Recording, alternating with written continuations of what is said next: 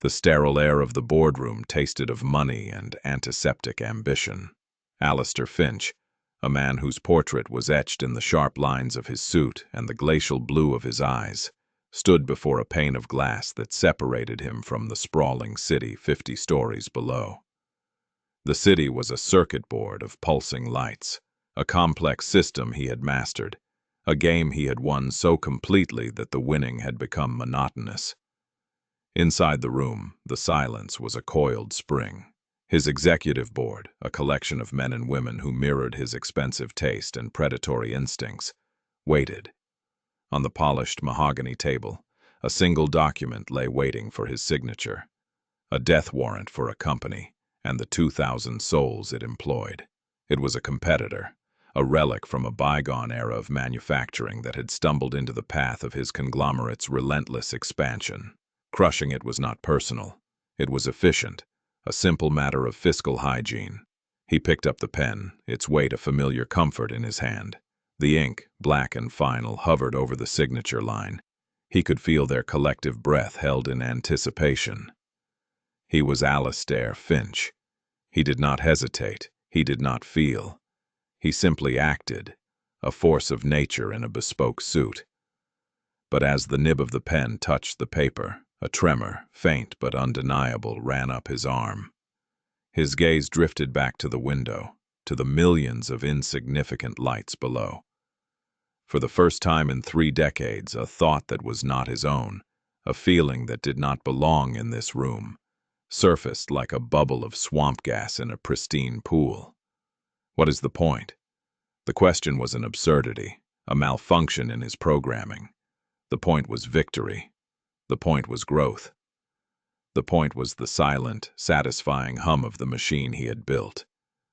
He pressed the pen to the paper, the scratch of it the only sound in the tomb-like room. He signed his name. $1 billion decapitation, executed with a flick of the wrist. As he straightened up, he felt a strange emptiness, not the familiar void of a task completed, but a deeper, more cavernous hollowness. He slid the pen back into his jacket pocket, and his fingers brushed against something small, hard, and familiarly rough. The worn key. He hadn't consciously thought about it in years, yet his hand found it a dozen times a day, a subconscious tether to something he couldn't name. The meeting was over. Murmurs of congratulations filled the room, but they sounded distant, like voices underwater. He walked out, his stride as measured and confident as ever, but inside, the tremor continued, a seismic pre-shock before an earthquake he couldn't yet comprehend. He stepped out of the gleaming skyscraper into the chaotic symphony of the evening rush. The air was thick with exhaust fumes and the scent of street vendor hot dogs, a world away from the filtered atmosphere of his office. His driver, a stoic man named Charles, held the door to the Rolls-Royce open. Alistair moved toward it, his mind already calculating the logistics of the acquisition, forcing the strange feeling down, compartmentalizing it as fatigue. He was tired, that was all. He stepped off the curb, his polished shoe landing inches from a grimy puddle. It was then that a small voice cut through the noise, sharp and clear as a bell. "Mister, hey mister, you dropped this." He paused, annoyed. He never dropped anything. He was a man of precision and control. He turned, his expression a carefully constructed mask of impatience, ready to dismiss whoever had dared to interrupt his trajectory. A little girl, no older than 7, was scrambling toward him, her pink coat a bright splash of color against the grays and blacks of the city. Her face was smudged with dirt, her hair a tangle of brown curls escaping a knitted hat. But her eyes were wide and astonishingly clear. She skidded to a halt before him, breathing hard, and held up a small, open palm. Lying in the center of it, looking impossibly fragile, was the small, old brass key. A wave of vertigo washed over Alistair. The world tilted, the noise of the city fading into a dull roar. He stared at the key, its worn, smooth surface, the nicks and green tarnish he knew better than the lines on his own face. It was impossible. He had just touched it in his pocket. His hand flew to his jacket, his fingers finding only the smooth silk of the lining. He must have pulled it out with the pen, a moment of unprecedented carelessness. The girl pushed her hand forward, insistent. "Here," she said, her voice breathy with the effort of her run. "It fell out. I saw it." Alistair couldn't speak. He reached out a hand that felt disconnected from his body and plucked the key from her palm. The feel of the metal, a tangible piece of a forgotten life, sent a jolt through him. He looked from the key to the girl's earnest face. His mind, the ruthlessly efficient machine, kicked back into gear. Transaction. A service had been rendered. Payment was required. He reached into his other pocket, his hand brushing past a wallet thick with credit cards, and pulled out a money clip. He peeled off a $100 bill, crisp and new. "Thank you," he said, his voice sounding rusty to his own ears. "Here, for your trouble." He offered her the bill. The girl's eyes widened at the sight of it, but she didn't take it. She took a small step back, her hand dropping to her side. She looked down at her worn sneakers, then back up at him, a flicker of something, pride, or perhaps confusion, in her gaze. "My mommy says we don't take money for being honest," she said, her voice soft but firm. "It's not polite. I just wanted to give it back because it looked important." She gave him a small, shy smile, then turned and darted back into the crowd, a flash of pink that was swallowed by the relentless, anonymous river of people. Alistair stood frozen on the sidewalk, the $100 bill in one hand, the worn key in the other. His driver, Charles, watched him from the car, his expression unreadable. The transaction had been refused. The formula had failed.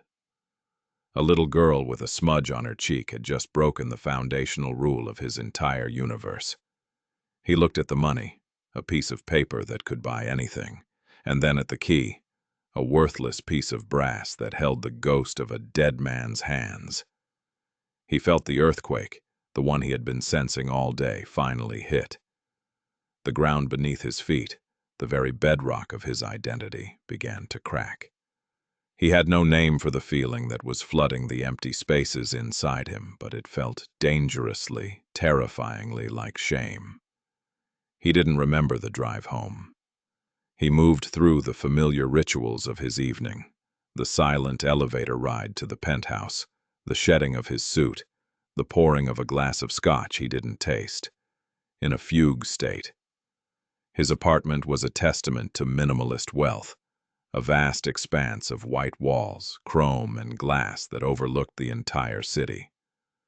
It was less a home than a gallery, and the only piece on display was the view. It had always made him feel powerful, like a king surveying his domain. Tonight, it made him feel utterly, terrifyingly alone.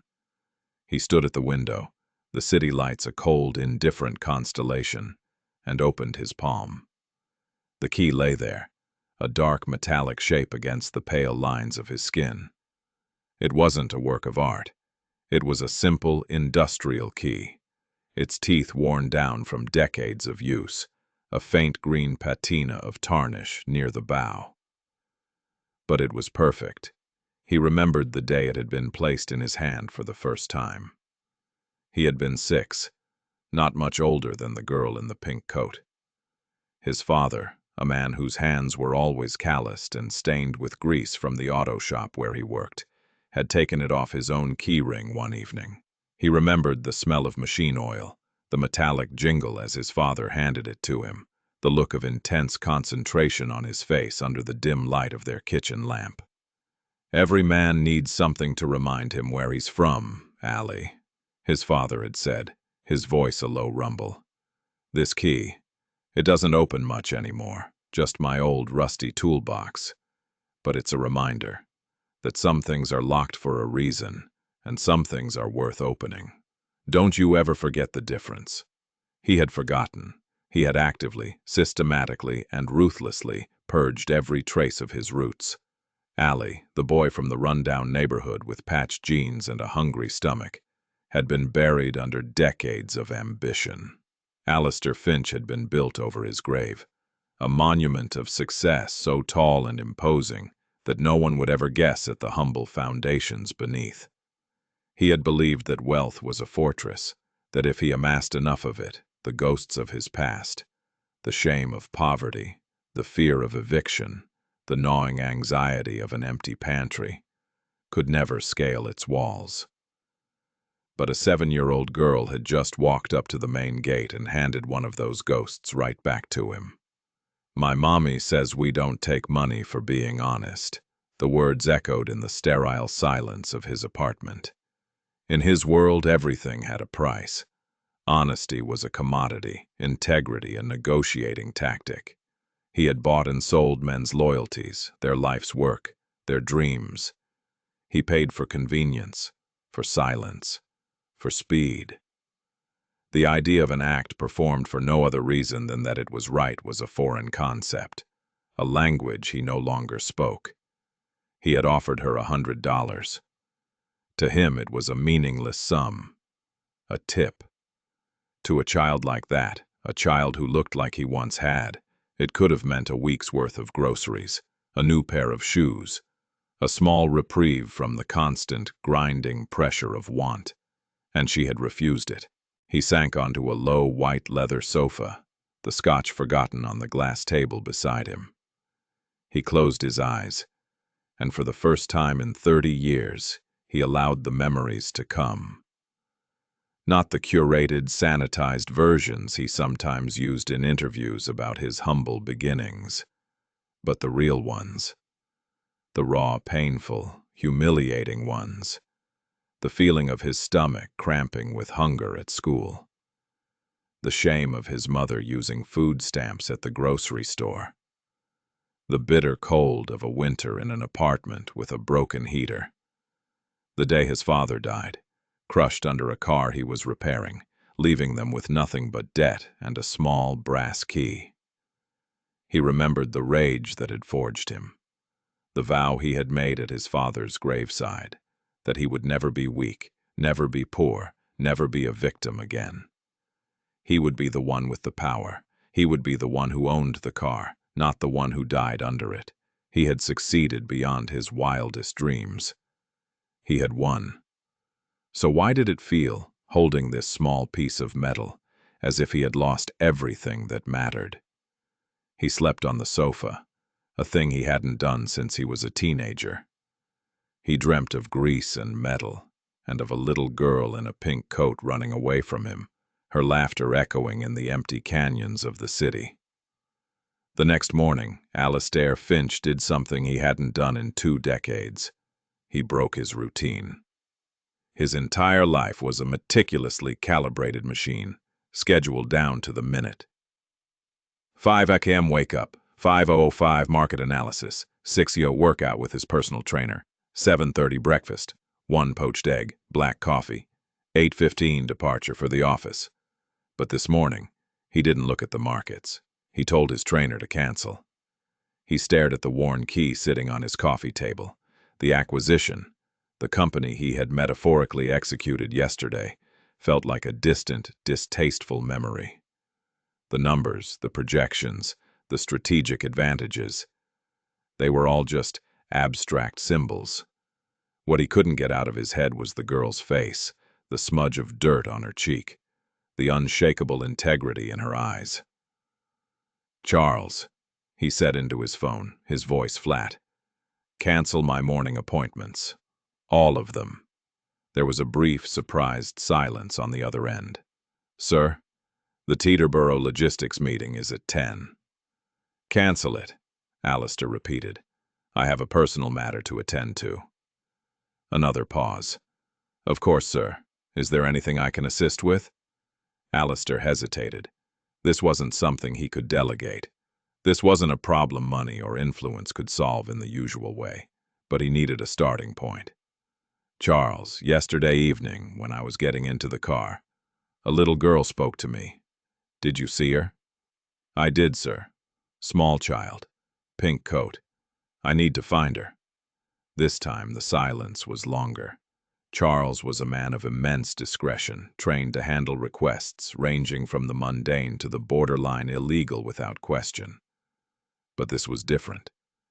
"May I ask for what purpose, sir? It might help narrow the search." I want to thank her properly." The words felt inadequate, hollow. It sounded like he was still trying to complete the transaction, a billionaire chasing down a child to force $100 bill on her. "I want to understand," he added, more to himself than to Charles. "Understood, sir," Charles said, his tone reverting to its usual efficiency.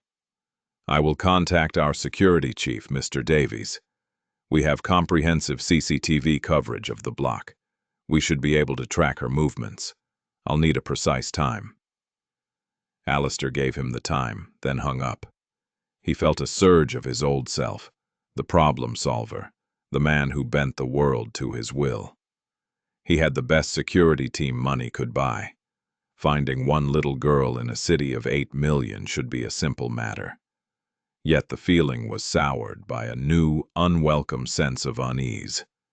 He was deploying a corporate security apparatus, a team skilled in counter-surveillance and asset protection, to hunt down a child who had shown him a simple kindness. The disparity was grotesque. He spent the day pacing his apartment, the key a constant, silent rebuke in his hand. He ignored the frantic calls from his office, the logistics meeting, the quarterly reports, the entire intricate dance of his empire. It all seemed utterly meaningless. Davies called him in the late afternoon. "Mr. Finch, we have something."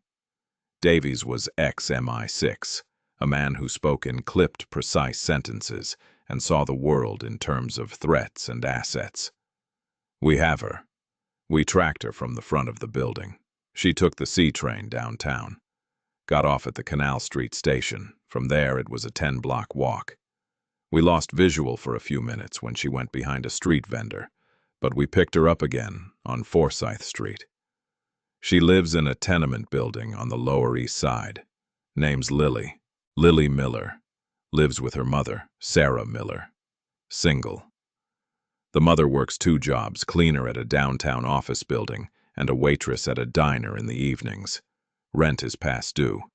The kid's in the 2nd grade at a public school a few blocks away. We have everything." The deluge of information was dizzying. In a matter of hours, his team had dissected this child's life, laying it bare for his inspection. Her name was Lily. Her mother's name was Sarah. Their rent was past due. He felt a sickening mix of triumph and violation.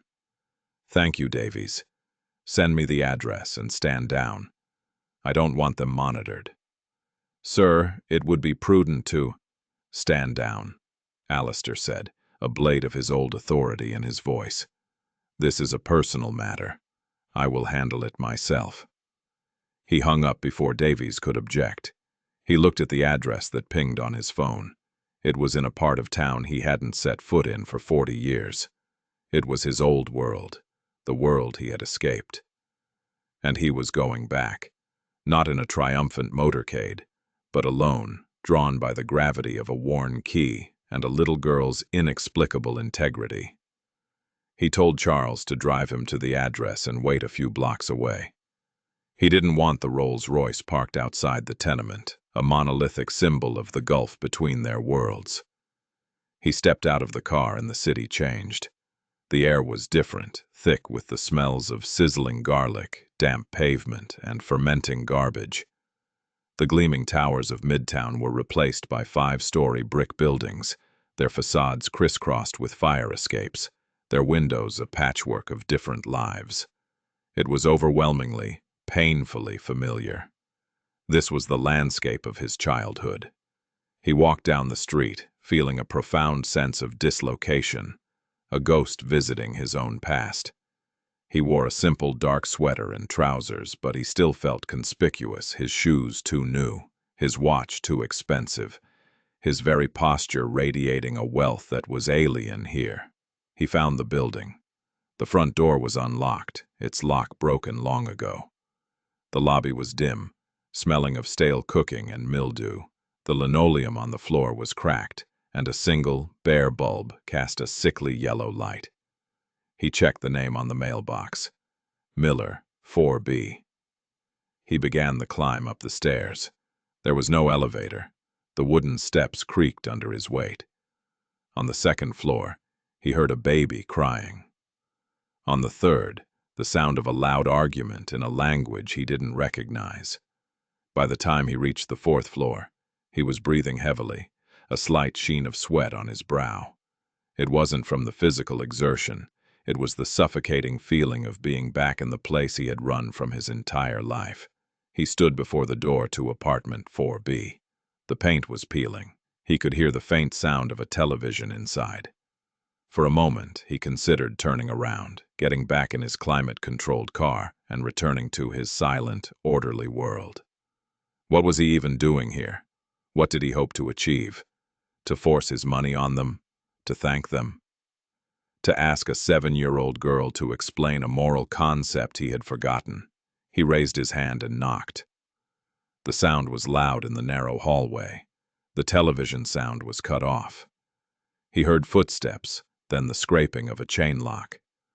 The door opened a few inches, and a woman peered out at him. She was young, maybe 30, with tired lines around her eyes that made her look older. Her hair was pulled back in a messy ponytail, and she wore a faded t-shirt and sweatpants. Her eyes, the same clear, direct eyes as her daughter's, were filled with suspicion. "Can I help you?" she asked. Her voice was cautious. "My name is Alistair Finch," he began, the name sounding absurdly formal in this hallway.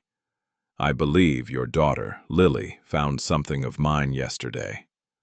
The woman's expression hardened. She opened the door a little wider. "She told me.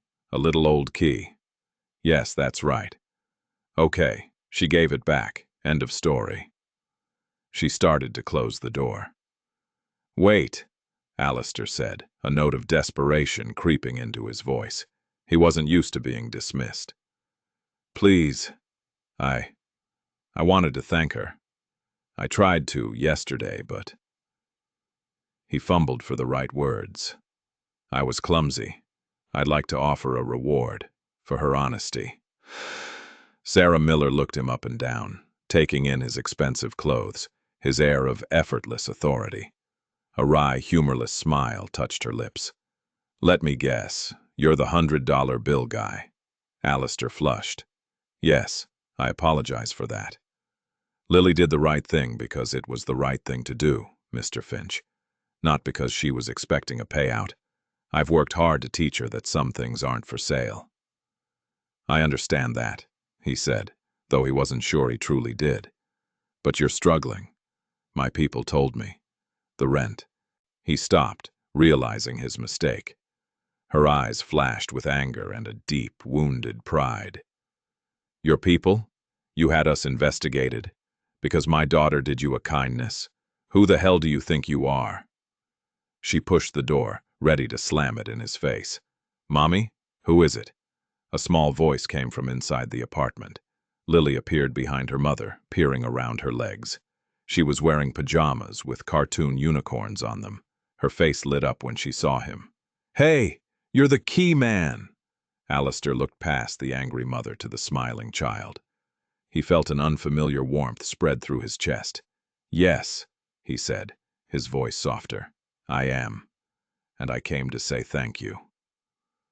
Sarah Miller looked from her daughter's innocent, happy face to the billionaire standing awkwardly in her dingy hallway. She sighed, the fight going out of her. She was too tired for this. She unhooked the chain.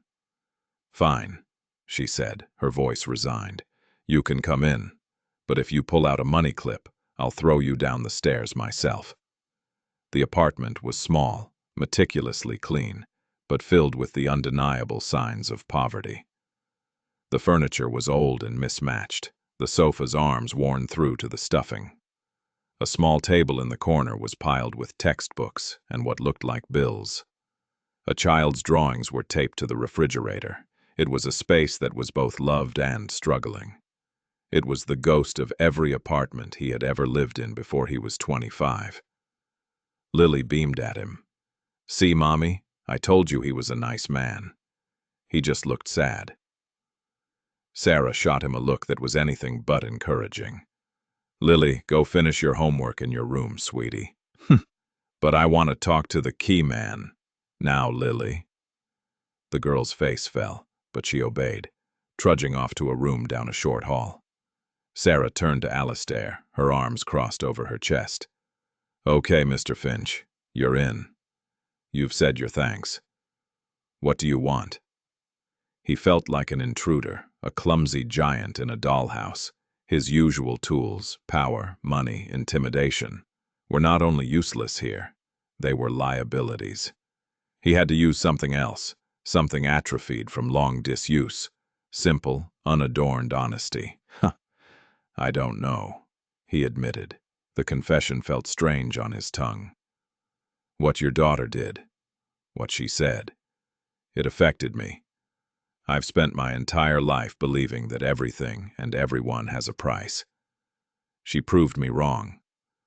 I suppose I wanted to see the person who taught her that." Sarah's defensive posture softened slightly. She gestured to one of the rickety dining chairs. "Look, I'm not trying to be difficult, but you have to understand what it looks like from my side. A man like you shows up, starts talking about rewards, digging into our lives. Men like you don't do things without wanting something in return." "And what do you think I want?" he asked, genuinely curious. She gave a short, bitter laugh. "A clear conscience, a tax write-off, a nice little story to tell your rich friends about the time you helped the poors." Her words were sharp, and they hit their mark. Was that what he wanted? He wasn't sure. "Maybe," he said. "Maybe at first, but not now. Now. I think I just want to understand." He looked around the small apartment, at the sheer effort it took to keep it afloat. "How do you do it? How do you teach a child such clarity when you're surrounded by this?" He gestured vaguely at the room. Sarah's eyes narrowed again. "You mean this dump?" "This is my home, Mr. Finch. It's not much, but it's ours. And I teach my daughter clarity by being clear. We don't lie. We don't steal. We look out for each other. And we don't take things that aren't ours. It's not that complicated." "It is to me," he said, the admission costing him more than any billion-dollar deal. "That key, it was my father's. He gave it to me right before he died. I grew up in a place like this with nothing. I clawed my way out, and I promised myself I would never look back. I thought I had built an indestructible life. But your daughter, with one simple sentence, she showed me it was all built on sand." He was revealing more of himself than he had to anyone in his entire adult life. He was exposed, vulnerable, and he fully expected her to mock him, to use his confession as a weapon. Instead, Sarah's expression changed. The hard, defensive anger was replaced by a look of weary understanding. She saw past the billionaire and saw the man, the boy from a place like this. "My husband, Lily's dad. He was a good man," she said, her voice suddenly quiet. "An artist. He saw beauty in everything. He didn't care about money. He died of a heart attack 2 years ago. The medical bills wiped us out. I've been treading water ever since." She walked over to the small kitchen counter and filled a kettle with water. "Do you want some tea?" "It's just Lipton." He nodded, speechless. For the first time, they were not a billionaire and a cleaning lady. They were just two people, from two different worlds, who had both lost something essential and were trying to find their way in the aftermath. As she busied herself with the tea, he looked down the hall toward Lily's room. He could hear the faint scratching of her pencil on paper. In that sound, in the quiet dignity of this woman making tea for a stranger in her struggling home, he felt a flicker of something he hadn't felt in a lifetime. It wasn't power or victory. It was connection. and it was more valuable than anything he owned. Over the next few weeks, Alistair Finch's carefully constructed world began to unravel. He kept going into the office, but the work felt alien. The cold logic of the market, the ruthless calculus of profit and loss, no longer held the same compelling power. He would sit in meetings, staring at spreadsheets, but instead of seeing numbers, he would see Sarah Miller's tired face. He would hear her words about pride and integrity, and they would render the financial projections meaningless. He found himself making excuses to go back to the small apartment on the Lower East Side. At first it was clumsy. He sent an absurdly extravagant bouquet of flowers, which Sarah accepted with a strained phone call, pointing out that she didn't own a vase and that the money could have been better spent. He sent a truckload of gourmet food from a high-end grocer. Sarah donated most of it to a local food pantry. He was trying to solve their problems with money, the only tool he knew how to use, and he was failing miserably. He was about to give up, to retreat to the safety of his world where everything was transactional and easy, when Lily unwittingly showed him another way. He had called on the pretense of asking after them, and Lily had answered the phone. "Key man," she chirped. "Mommy's at work. I'm doing my homework. It's math. I hate math." "I used to hate math too," Alistair found himself saying. "Really?" "No," he admitted. "I was always very good at it, but I can see why someone might hate it." "My problem is about trains," she said. "If a train leaves the station at 3 o'clock going 50 miles an hour, it's stupid." An idea, absurd and completely out of character, formed in his mind. "I could help if you like." "Really? Can you come over?" "Your mother might not." "I'll leave a note," she said and hung up. He found himself standing in his silent penthouse, a phone in his hand, having just agreed to be a math tutor for a 7-year-old. It was the most illogical, inefficient, and utterly compelling decision he had made in years. When he arrived, Lily greeted him at the door, a worksheet in her hand. For the next hour, they sat at the small, wobbly kitchen table. He, a man who moved global markets, patiently explained the concept of multiplication to a little girl in unicorn pajamas. He drew diagrams of trains on a napkin. He used sugar cubes to represent units of speed. And as he did, he felt a part of his brain, a part that had been dormant for decades, flicker back to life. It wasn't the analytical part, but the part that could connect, explain, and nurture. He saw the moment the concept clicked in Lily's eyes, the flash of understanding, and the proud grin that spread across her face. The feeling of satisfaction it gave him was more profound than closing any multi-billion-dollar deal. When Sarah came home, exhausted from her cleaning job, she found him there, packing up his briefcase. Lily was proudly showing her the completed worksheet, covered in his neat, precise handwriting, and her own shaky but correct answers. Sarah looked at him, a complex mix of suspicion and something else. Gratitude, perhaps, in her eyes. "You didn't have to do that," she said quietly, after she'd tucked Lily into bed. "I wanted to," he said. "It was nice. She thinks you're the greatest thing since sliced bread, you know. The key man who knows all about trains. She's a remarkable child." He paused, gathering his courage for a different kind of proposal. "Sarah, I want to help. Not with money. Not in a way that insults you.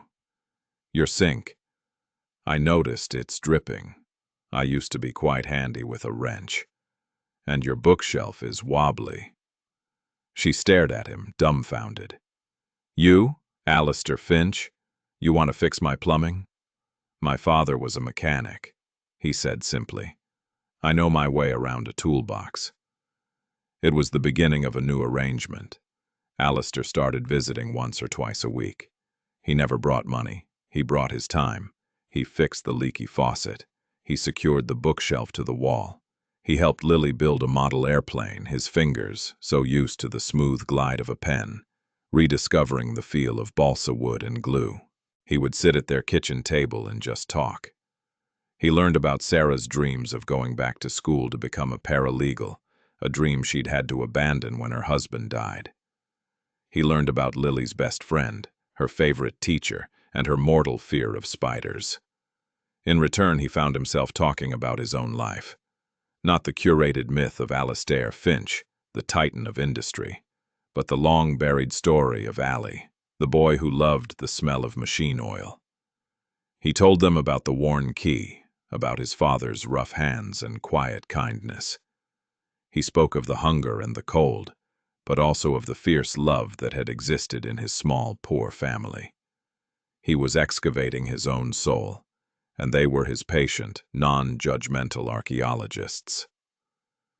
One evening, Sarah made dinner, a simple spaghetti with jarred sauce. For Alistair, whose meals were usually prepared by a private chef and consisted of complex deconstructed dishes, it was a revelation. They ate at the wobbly table, Lily chattering away about her day. It felt more real than any of the hundreds of formal business dinners he had attended in his life. After dinner, while Lily was drawing at the coffee table, Sarah turned to him. "Why are you doing this, Alastair?" "Really?" He looked at the drawing Lily was making. It was of a man, a little girl, and a woman holding hands. The man was much taller than the others and was wearing a suit. In his hand was a small key. "Because when I'm here," he said, his voice thick with an emotion he couldn't name, "I feel like I'm fixing more than just a leaky faucet." He was starting to understand that the hollowness he felt wasn't from a lack of success, but a lack of connection. He had built an empire, but he had no one to share it with. He had mastered the art of the deal, but he had forgotten the art of simply being with another person. The dripping faucet in Sarah's apartment was a symptom of a much larger decay, one that existed in the very heart of his own life. And as he tightened the wrench, he felt like he was finally starting to repair it. The changes in Alastair did not go unnoticed. At his company, whispers started to circulate. Finch was distracted. He was leaving early. He was questioning deals that, months ago, he would have approved without a second thought. The acquisition he had signed off on the day he met Lily had moved forward, and the process of dismantling the smaller company had begun. A list of the 2,000 employees to be laid off had been drawn up. It was standard procedure. Cold, but efficient. The list landed on his desk for final approval. In the past, he would have signed it without reading the names. They were data points, payroll liabilities to be cleared from a balance sheet. But now, he couldn't stop himself from reading. He saw names, and next to them, years of service. 10 years, 25 years, 32 years. These weren't just numbers. They were lives. They were families, mortgages, dreams. They were Sarah's, struggling to get by. They were Lily's, who deserved a stable home. He stopped at one name. Gus Kowalski, machinist, 38 years of service. The factory was located in Red Hook, Brooklyn. A cold dread, heavy and familiar, settled in his stomach. Red Hook. That was his old neighborhood. He pulled up a map, his hands moving stiffly on the keyboard. The factory was 3 blocks from the tenement building where he had grown up. He had spent his entire life running from that place, and now, from the sterile height of his office, he was about to drop a bomb on it. The ruthless efficiency he had once prized now seemed like a monstrous cruelty.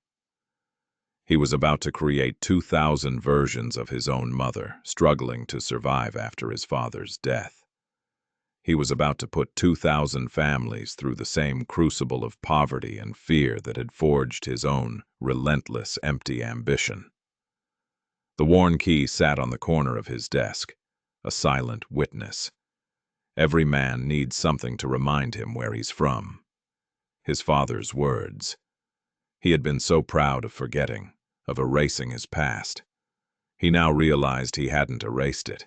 He had just been attacking it from a distance, trying to destroy the very world that had created him. He picked up the phone. "Get me the full file on the Sterling Works acquisition," he commanded his assistant.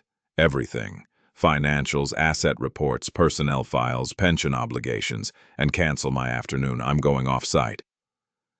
He didn't tell anyone where he was going. He took a taxi, not his town car, and gave the driver the address of the factory in Red Hook. As the cab crossed the bridge into Brooklyn, the gleaming spires of Manhattan receded, replaced by low-slung warehouses and brick-fronted houses. This was a different city, a different reality. This was the world that serviced the gleaming fantasy across the river. He got out a block away from the factory and walked. The air smelled of brine from the nearby docks and something metallic and oily from the factory itself. It was the smell of his father's work clothes. He saw the factory gates, the sign above them faded and peeling. Sterling Works, EST. 1948. Men in greasy overalls were coming out, their shifts ending. They looked tired but resolute. Their faces were the faces of his childhood, the faces of his neighbors, the face of his father. He stood across the street, an anonymous man in an expensive coat, and watched the lifeblood of his old neighborhood drain out of the factory gates. These were the men he was about to put out of work. He saw one man, older, with a shock of white hair and a pronounced limp, stop to talk to a younger worker, clapping him on the back.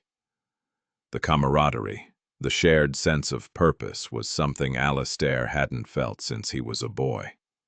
His own company was a place of sharp elbows and political maneuvering, of individual ambition, not collective effort. He had designed it that way. That night, he didn't go home to his empty penthouse. He went to Sarah's. He arrived unannounced, a breach of their unspoken protocol. She opened the door, her expression of surprise quickly turning to concern when she saw his face. "Alastair, what's wrong? You look like you've seen a ghost." "I have," he said, his voice hoarse. "My own." He told her everything, about the acquisition, the factory, the layoffs, about Red Hook, about the realization that the faceless competitor he was crushing was, in fact, the heart of his own childhood home.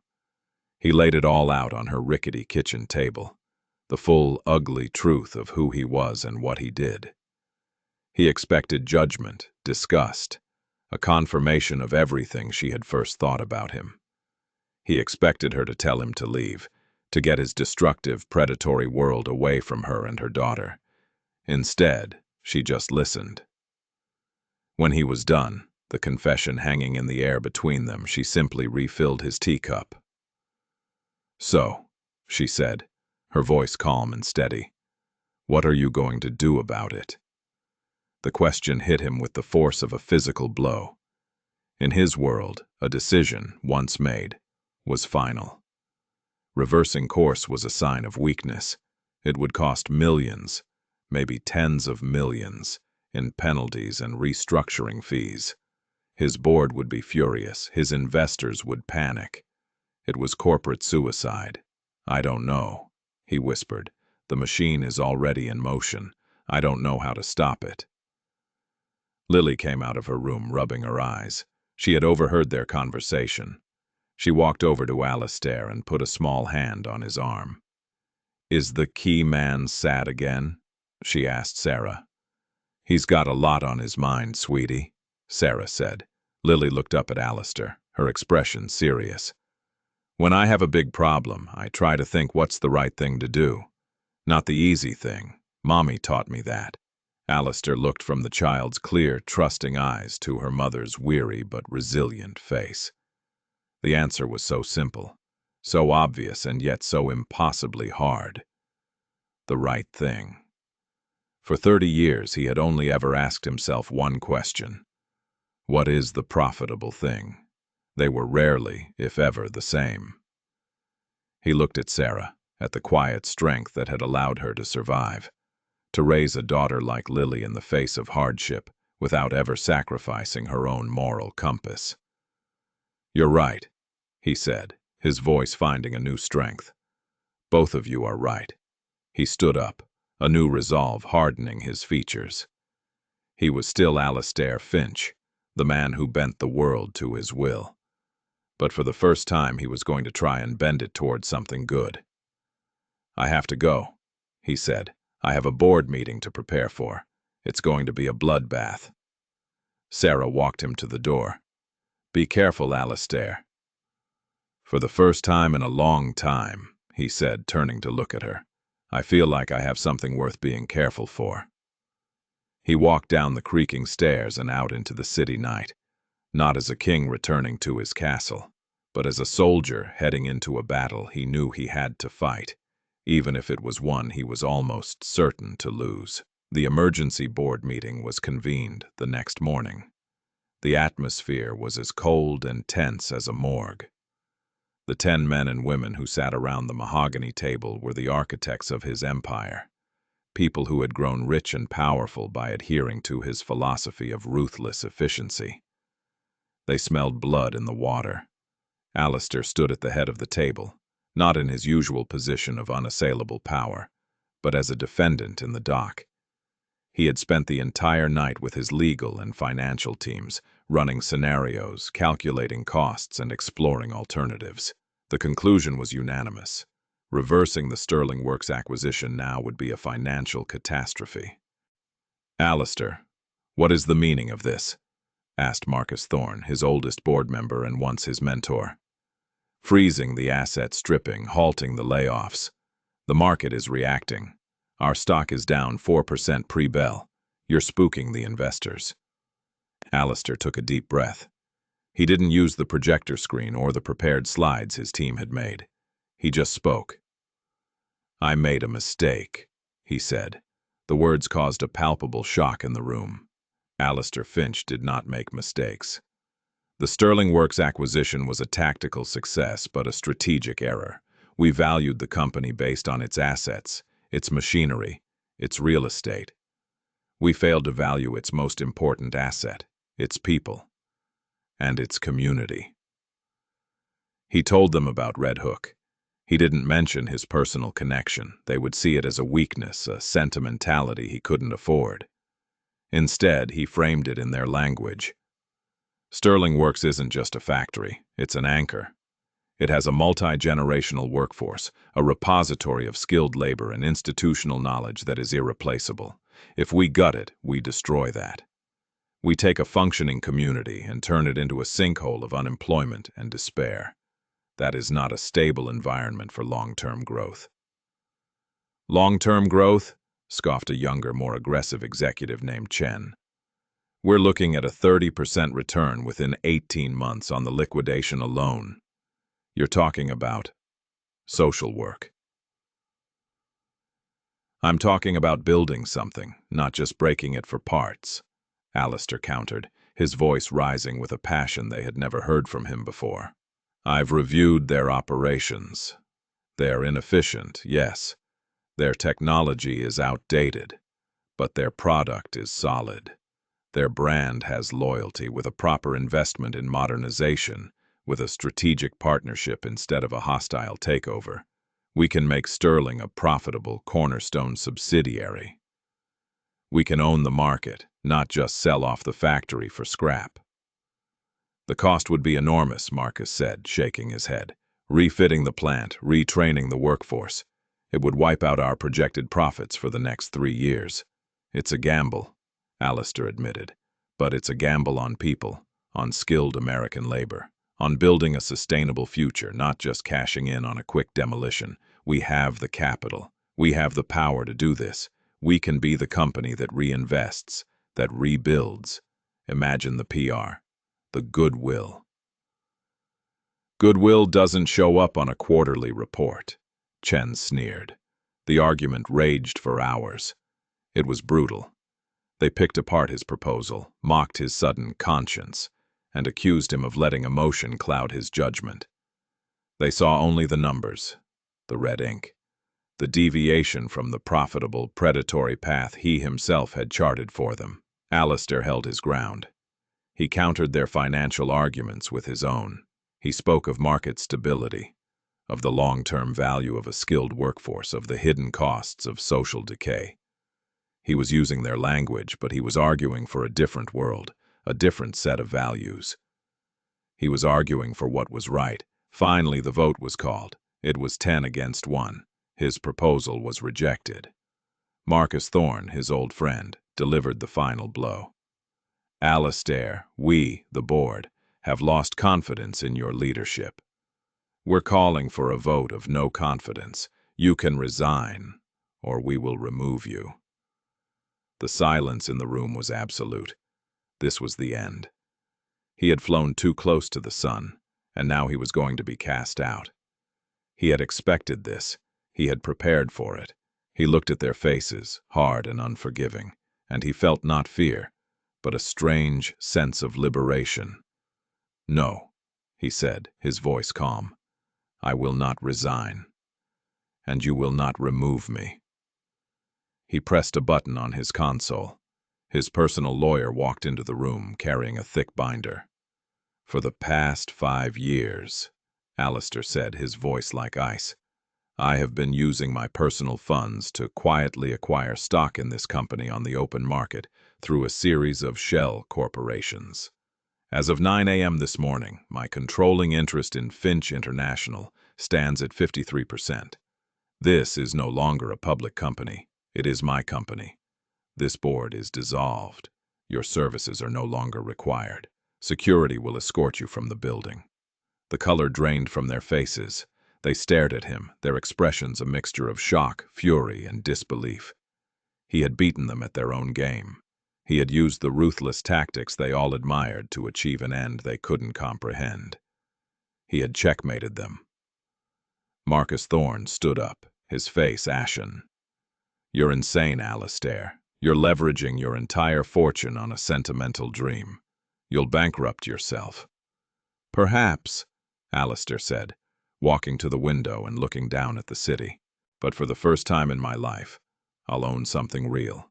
Now, if you'll excuse me, I have a factory to save." As the disgraced board members were silently led out, Alistair stood alone in the quiet room. He had just bet everything he had ever built on a little girl's simple philosophy. It was the most terrifying and the most exhilarating moment of his life.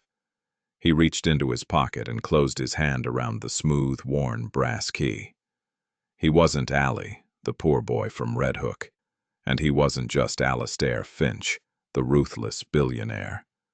He was finally, impossibly, becoming both. The news of Alistair Finch's corporate coup and his radical new plan for sterling work sent shockwaves through the financial world. He was branded a lunatic, an eccentric, a cautionary tale. His personal fortune plummeted on paper as the market reacted to the uncertainty. He ignored it all. He poured his energy, his intellect, and his vast resources into sterling. He walked the factory floor with Gus Kowalski, the 38-year veteran machinist, listening to his ideas for improving workflow. He met with the union leaders, not as an adversary, but as a partner. He brought in the best engineers to design a state-of-the-art retooling of the plant, one that would increase efficiency without replacing human workers. It was a Herculean task, fraught with setbacks and logistical nightmares. There were days he was certain Marcus had been right, that he was steering his entire life's work toward a cliff's edge. In those moments of doubt, he would find himself driving to the Lower East Side. He wouldn't always go up. Sometimes he would just park a block away and watch the light in apartment 4B's window, a small, warm beacon in the vastness of the city. It reminded him why he was doing this. It was his new, true north. One evening, exhausted and covered in grime from a day spent crawling under machinery at the plant, he showed up at Sarah's door. Lily opened it and her eyes went wide. "You're all dirty," she squealed with delight. "I am," he said, a weary smile on his face. "We had a coolant line burst." Sarah came to the door, wiping her hands on a dish towel. She took in his disheveled state, a stark contrast to the impeccably dressed man who had first knocked on her door months ago. A genuine, warm smile spread across her face. "Looks like you've been working for a living," she teased. "Come on in. You look like you could use a hot meal." That night, as he ate another simple dinner at their kitchen table, he felt a sense of peace that had always eluded him in his penthouse. He told them about the factory, about the challenges and the small victories. He talked about the men he was getting to know, their pride in their work, their hopes for the future. "You're a good man, Alistair Finch," Sarah said quietly after Lily had gone to bed. He shook his head. "I'm not, but I'm trying to be. You and Lily. You reminded me of the man I was supposed to become before I got lost." "You weren't lost," she said, reaching across the table and placing her hand on his for a brief moment. "You just took a long detour." Months turned into a year. The factory slowly, painstakingly came back to life. The new machinery was installed. The workers were retrained. The first new product line, designed with their input, rolled off the assembly line. It was a success. Orders started coming in, first as a trickle, then as a steady stream. Sterling Works was profitable again. It was a different kind of profit, a quieter, more sustainable success built on a foundation of community and mutual respect, not leveraged buyouts and hostile takeovers. Alistair established a foundation in his father's name, dedicated to funding vocational training and small businesses in underprivileged neighborhoods like Red Hook. He asked Sarah, who had finally enrolled in a paralegal program with his encouragement, to be on its board of directors. He was no longer the sole, cold architect of his world. He was building something with others. One sunny Saturday afternoon, he took Lily and Sarah to a park near her apartment. He pushed Lily on a swing, her laughter echoing in the clear autumn air. He felt a simple, uncomplicated joy he hadn't known was possible. Sarah sat on a nearby bench watching them, a peaceful smile on her face. "You dropped this." The words came back to him, as clear as the day they were spoken. He had thought she was talking about the key, but he knew now she had returned something far more valuable. She had returned his soul. Later, back at his penthouse, which no longer felt so sterile and empty, he stood by the window, looking out at the city. The worn key no longer sat on his desk as a secret totem. He had built a small, elegant display case for it on the mantelpiece, a place of honor. It was a reminder not of the poverty he had escaped, but of the humanity he had almost lost and had fought so hard to reclaim. His phone buzzed. It was a picture message from Sarah. It was the drawing Lily had made all those months ago. The tall man in the suit, the woman, and the little girl, all holding hands. Underneath, Sarah had written a simple caption: "Our little family." Alistair looked from the picture to his reflection in the glass, and for the first time, he recognized the man staring back at him. He was not just a billionaire. He was a son, a friend, a mentor. He was the key man, and he was finally, truly rich.